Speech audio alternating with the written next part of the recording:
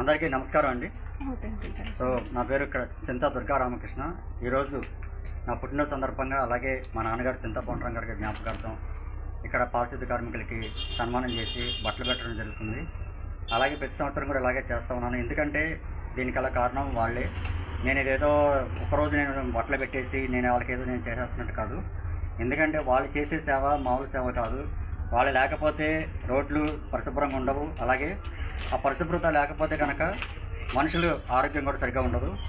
అదే కరోనా టైంలో తీసుకుంటే కనుక వాళ్ళకి కరోనా వస్తుందని కూడా లేకుండా, వాళ్ళ ఫ్యామిలీకి ఏమవుతుందని కూడా లేకుండా ఆలోచించకుండా ఇన్ని రోడ్లు క్లీన్ చేస్తా, ఎక్కడెక్కడ శానిటైజేషన్ చేస్తా, వాళ్ళ ప్రాణాలని పణంగా పెట్టినట్టే. అది ఒక రకంగా వాళ్ళ ప్రాణాలను పణంగా పెట్టి కరోనా టైంలో వాళ్ళు చేసిన సేవలు వర్ణనాతీతం. వాళ్ళని ఎప్పటికీ కూడా మనం మర్చిపోలేము.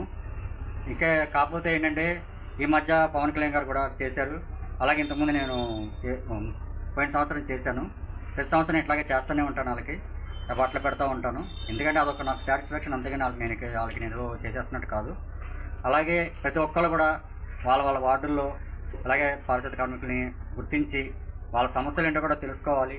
ప్రతి వాళ్ళు చెత్త కూడా రోడ్ల మీద వేయకుండా వాళ్ళకున్న వీటిని డస్ట్బిన్లో వేయాలని నేను మనస్ఫూర్తిగా కోరుకుంటున్నాను.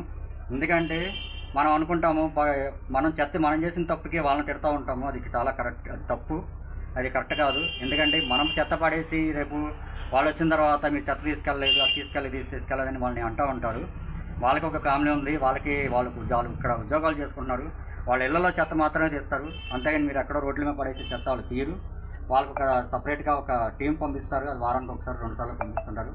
అలాగే డ్రైనేజీలు కూడా మీరు డ్రైనేజీల్లో ఏవి పడితే అవి పడేస్తున్నారు. వాటర్ బాటిల్, ప్లాస్టిక్ కానీ ఇవి కానీ పడేస్తున్నారు.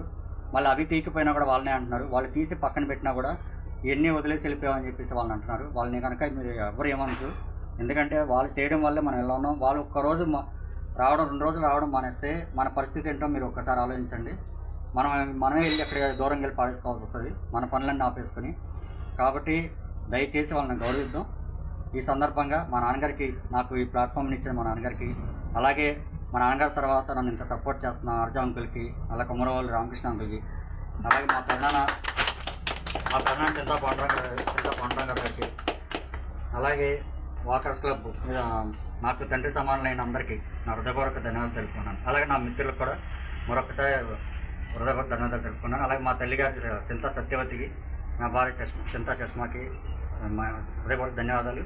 అలాగే ఎక్కడో దూరంగా ఉన్నా కూడా నాకు సపోర్ట్ చేస్తూ గైడెన్స్ ఇస్తూ ఉన్న మా అక్కలు, మా బావగారులకు కూడా నేను హృదయపూర్వక ధన్యవాదాలు తెలుపుకున్నాను.